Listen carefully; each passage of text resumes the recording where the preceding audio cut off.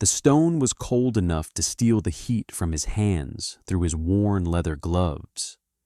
It was a flat, broad piece of granite, nearly 4 feet across and a foot thick, its surface scoured smooth by a forgotten glacier. Elias shifted his weight, digging his heels into the damp earth, and heaved. The stone scraped, groaned, and moved a scant 2 inches. He exhaled, his breath a plume of white in the sharp autumn air. Beside him, a lanky, brindle-coated dog named Boro watched with intelligent, amber eyes, his tail giving a single, encouraging thump against the ground. This was the 97th stone. He needed 200, maybe more, for the foundation and the floor. The cave mouth gaped behind him, a dark wound in the hillside, and from its depths came the constant, soothing murmur of the stream. His stream. He had spent the last month since his parents' passing clearing the entrance, hauling out centuries of accumulated debris and loose rock, guided by the faded ink in his grandfather's journal. The paper was brittle, the handwriting a spidery scrawl, but the drawings were clear. They showed a house built not near the stream, but over it. A cabin built half in, half out of the earth, using the cave as its back wall and the ceaseless flow of geothermally warmed water as its heart. A living furnace, the journal called it. A house that breathed with the mountain. A horse's snort broke the quiet rhythm of his labor. Silas Blackwood sat atop his gray mare on the ridge above, his face a roadmap of weathered skepticism. He was a man who had seen 70 winters in this valley and believed he understood all their tricks. "You're still at it, boy," Silas called down, his voice raspy as corn shucks. "Thought you'd have come to your senses by now." Elias placed his hands on his hips, stretching the ache from his lower back. He didn't answer, just looked up at the old farmer. "That's the craziest thing I've ever seen," Silas continued, gesturing with a gloved hand toward the cave. "Building in a damp hole next to a creek that'll freeze solid come January. You're building your own tomb. Wait until winter. You'll see." "It won't freeze," Elias said, his voice quiet but firm. The words felt solid in the cold air. Silas scoffed, a dry, rattling sound. "Everything freezes, son. God himself couldn't stop the ice in this valley. You're young. You don't remember the winter of 72. We lost half our livestock. Found deer frozen standing up in the woods. That little trickle of yours will be a solid block of ice before the first real snow." "I have a plan," Elias stated simply. He turned back to the stone, setting his shoulder against it. "A plan in a book written by a man who chased clouds," Silas muttered, more to his horse than to Elias. "Your grandfather was a dreamer, Elias. This valley needs pragmatists, not dreamers." He shook his head, a final gesture of pity, and nudged his mare onward, disappearing over the ridge. Elias watched him go, then looked down at Boro. The dog whined softly and nudged his master's hand with his cold nose. Elias knelt and scratched behind his ears, the coarse fur a familiar comfort. "He's wrong, Boro. We know he's wrong." He stood up, took a deep breath, and put his entire body into moving the stone. It scraped another 3 inches. It was enough. The work consumed his days. From the first gray light of dawn until the purple dusk settled in the valley, he labored. He used a system of levers and rollers, simple machines his grandfather had sketched, to move the heaviest stones into place, forming the low foundation walls that would define the cabin's footprint. They rose from the earth just outside the cave, enclosing a space 30 feet long and 20 feet wide. The back of the structure would be the smooth, solid rock of the mountain itself.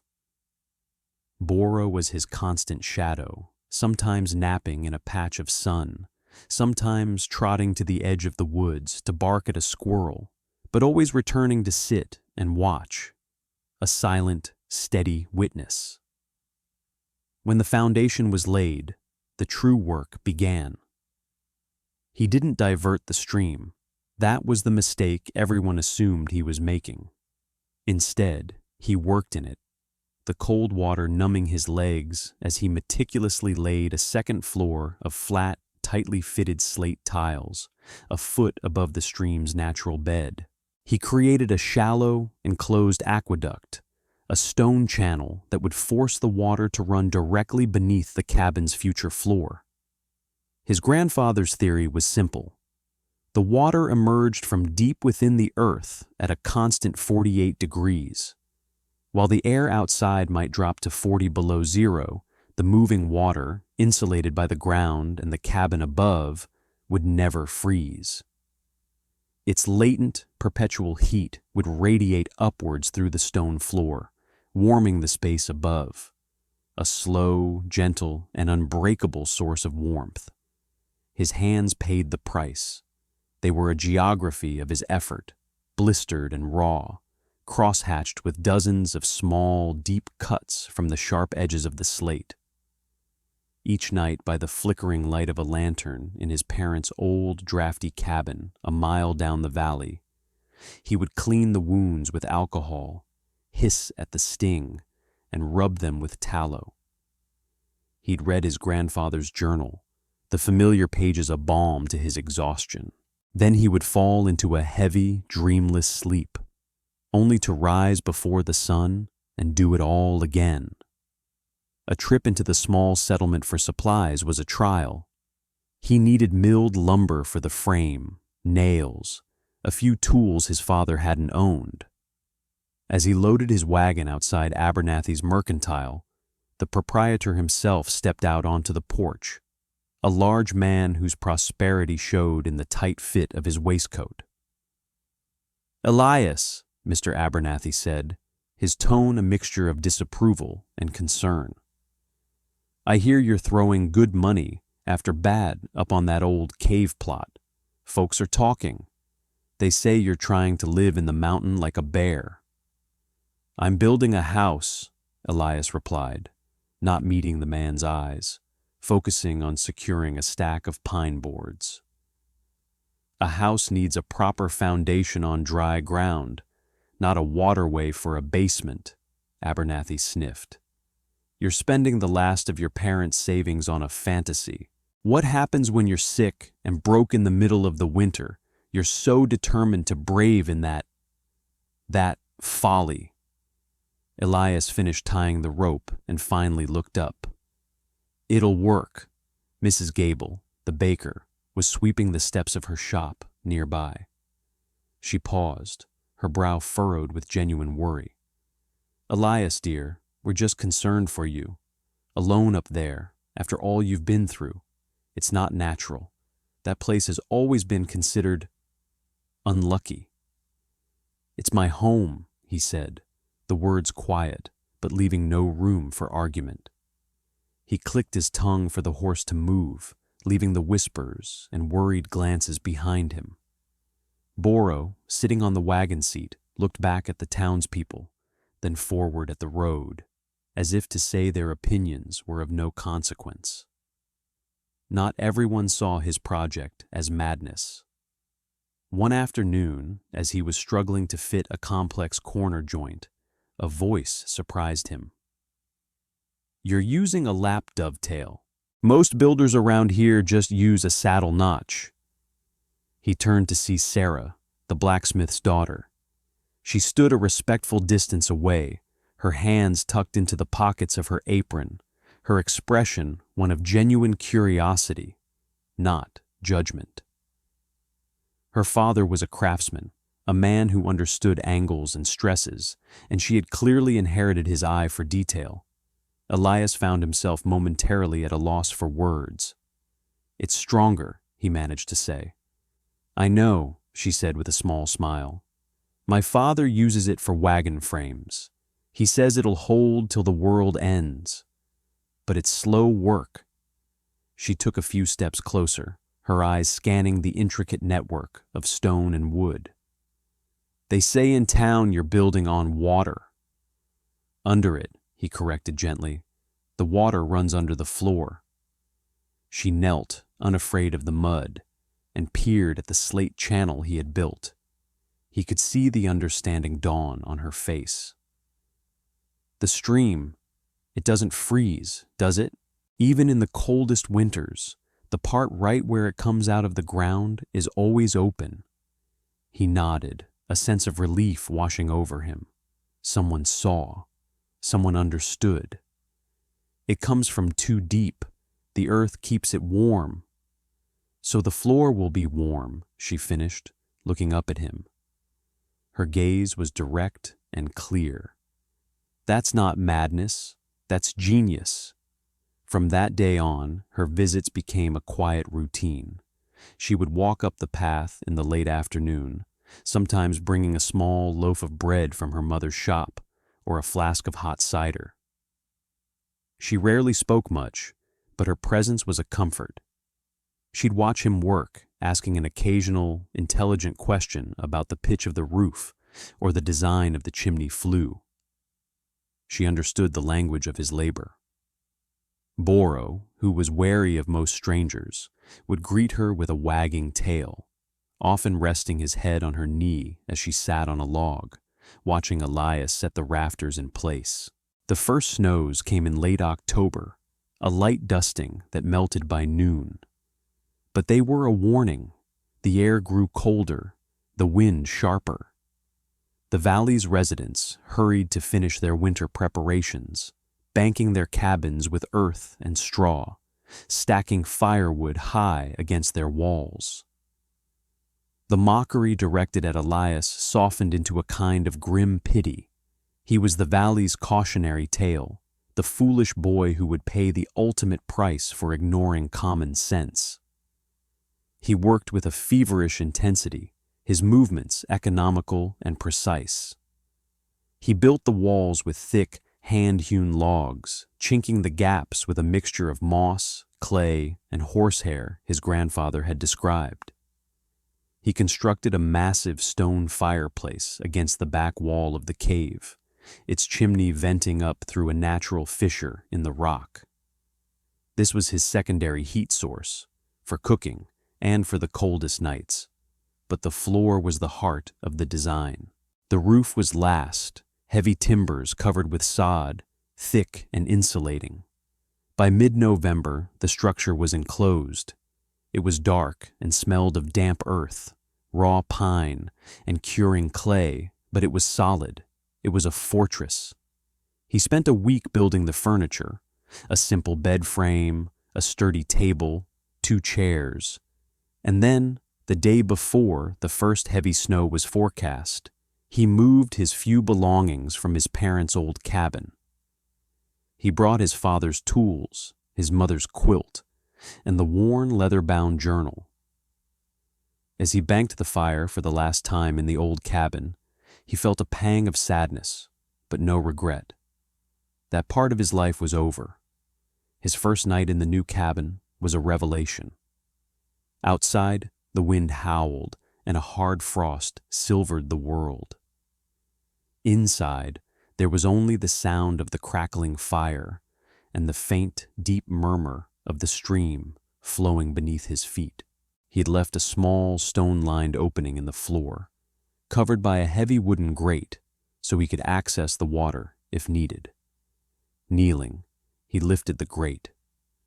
The air that rose was cool, but not cold, smelling of wet stone and deep earth. He lit a lantern and lowered it.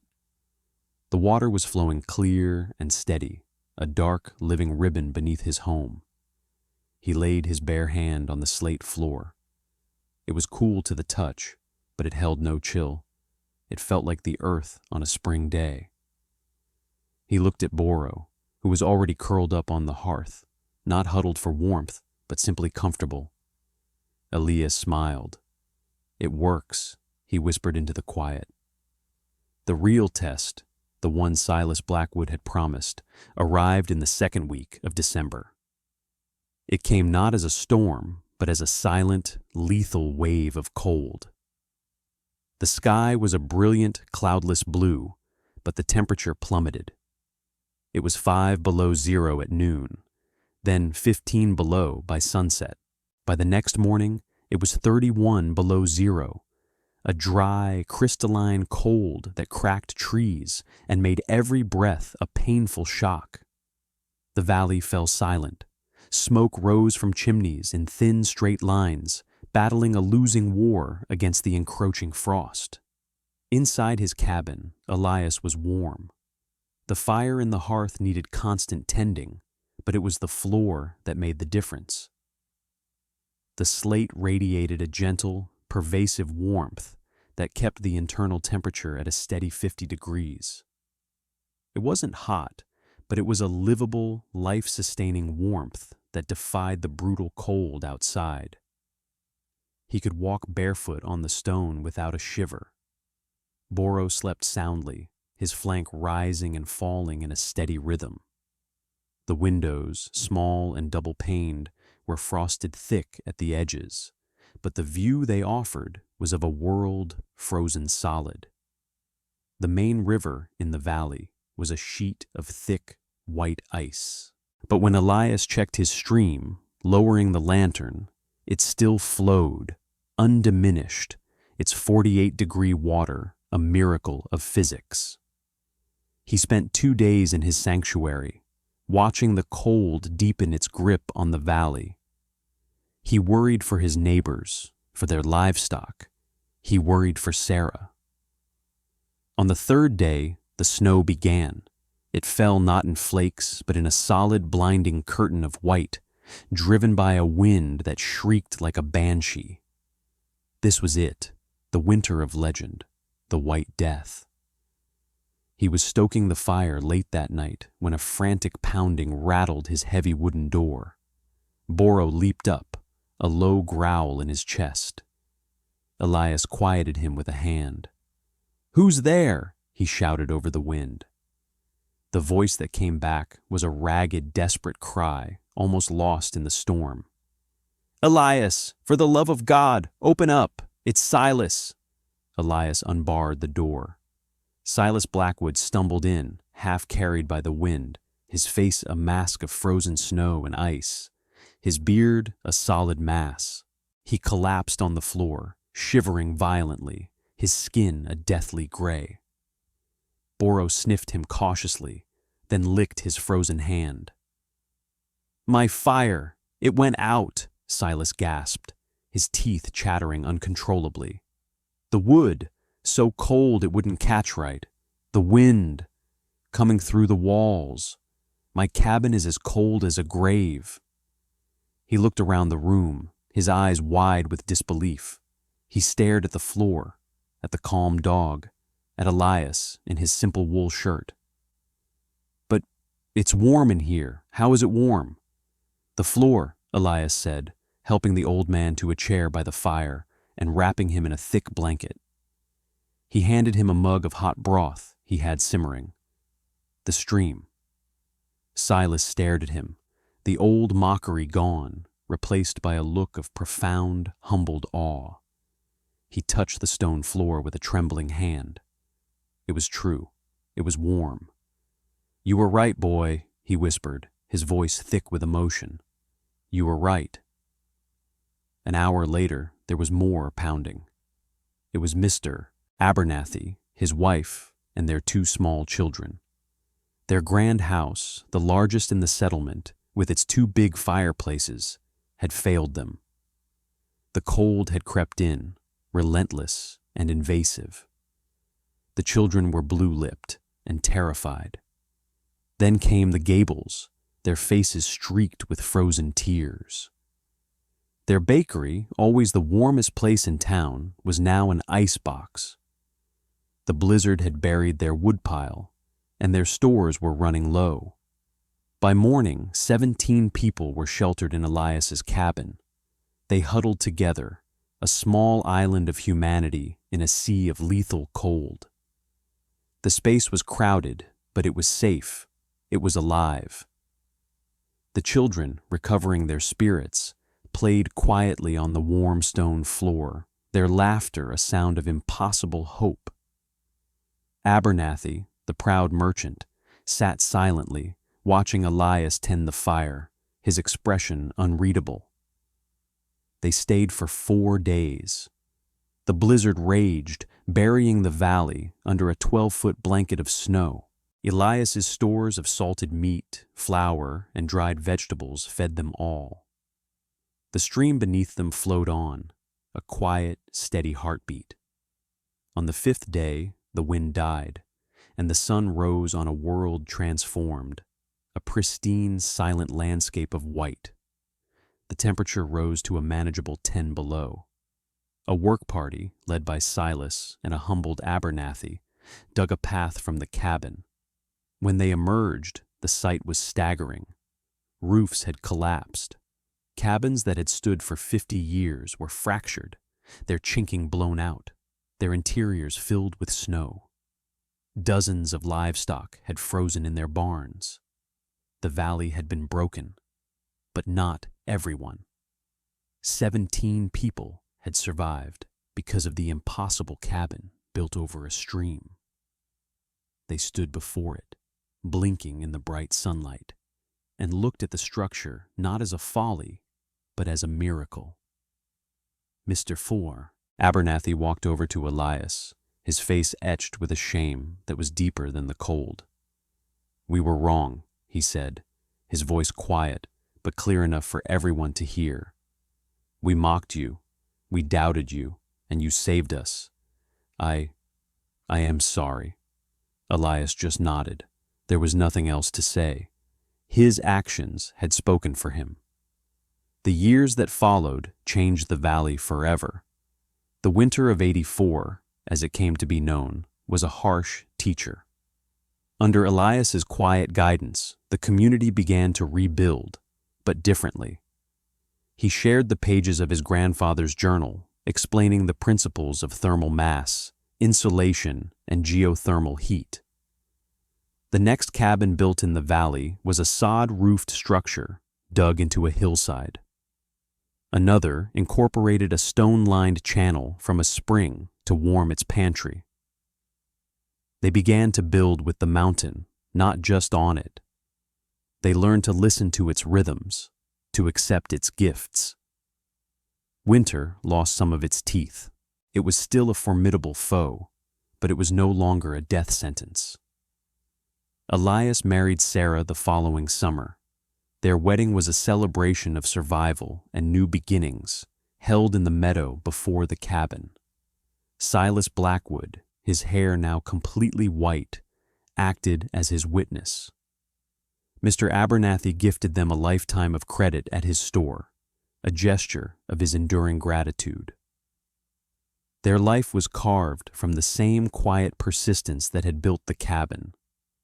They had 3 children, 2 sons and a daughter, who grew up with the murmur of the stream as their lullaby. They learned to read from their great-grandfather's journal, understanding that true wisdom was often found in the places others overlooked.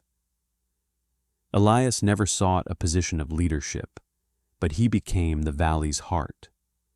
When a problem seemed insurmountable, people would say, "Let's go ask Elias. He'll have a plan." Boro grew old. His brindle coat became shot through with gray, his movements slower, his amber eyes clouded with age. He spent his final years sleeping on the warm slate floor he had watched his master lay stone by stone. He had been the first believer, his silent trust a bulwark against the world's doubt. One spring morning, when he was nearly 16 years old, he simply didn't wake up. Elias carried his old friend in his arms, the body still and light, and buried him on the small hill overlooking the cabin beneath a young pine tree. He carved a simple stone marker, Boro, a faithful witness. Sarah stood beside him, her hand on his shoulder, and they watched the sun set over the home the dog had helped build. Time flowed on like the stream beneath the floor. The children grew up and had children of their own. The valley prospered, its uniquely resilient homes becoming a quiet legend in the surrounding territories.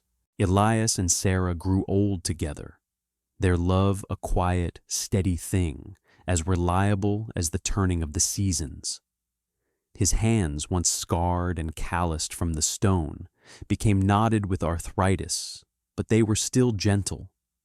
Her hair, once the color of dark honey, turned to silver, framing a face still filled with a perceptive kindness. Elias lived to be 87. He passed away in the bed he had built, in the room that was warmed by the earth's own breath, with Sarah holding his hand. The murmur of the stream, the first sound he had truly listened to in that place, and the last one he heard, was the final music of his life. The entire valley, now 3 generations strong, mourned him. They buried him on the hill next to Boro, under the now tall pine tree. Sarah joined him 5 years later. Their gravestone was made from a single, smooth piece of granite, much like the ones he had used for the foundation. The inscription was simple, carved by their eldest son, a stonemason himself, Elias and Sarah Rowan. He listened to the mountain, and it gave him a home. She listened to his heart, and she gave him the world. Decades later, long after the valley was connected by paved roads and power lines, the original cabin still stood. It had been preserved by the town, a monument to their founder. The sod roof was thick with wildflowers in the summer and a heavy blanket of snow in the winter. The logs were dark and weathered, but solid. And inside, if you stood quietly, you could still hear it, the faint, constant murmur of the stream. It was still flowing, tireless and steady, through the stone channel beneath the floor. The slate was cool to the touch, holding no chill, a silent testament to the quiet, stubborn boy who had listened to the whispers of a dreamer and built a life from stone and water, proving that the most impossible ideas are sometimes the only ones that will ever truly keep you warm. The mountain remembered. The stream remembered. And the people of the valley never forgot the man who had built his home on a foundation of ridicule and warmed it with a heart of impossible faith.